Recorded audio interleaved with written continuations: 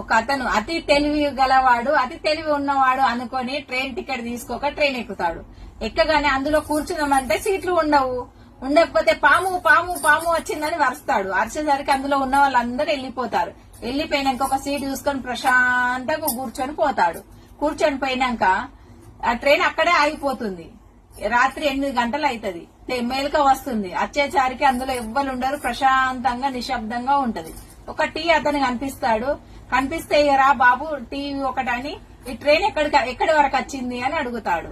అడిగితే ట్రైన్ ఎక్కడికి వెళ్ళలేదు, పాము వచ్చిందని అంటే పాము దొరకలేదు అని ఈ బోగిని ఇక్కడనే వదిలేసి వేరే బోగిలను తీసుకుని వెళ్ళింది ఆ ట్రైన్. ఈ ట్రైన్ ఇక్కడే ఆగిపోయింది అని చెప్తాడు టీ అతను.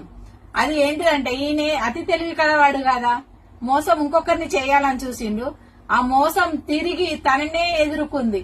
ఇంకొకరి కడుపు మీద దెబ్బ కొట్టి వాళ్ళని మోసం చేసి వాళ్ళని లాక్కొని గుంజుకొని తినాలని అనుకుంటాం అనుకో, ఆ మోసం ఎప్పటికీ నిన్ను చేరుకునే ఉంటుంది. నువ్వు చేసిన మోసం నీకు అది దెబ్బ కొడుతూనే ఉంటుంది. నువ్వు మనశ్శాంతిగా ఉండవు, మనశ్శాంతిగా బ్రతకలేవు.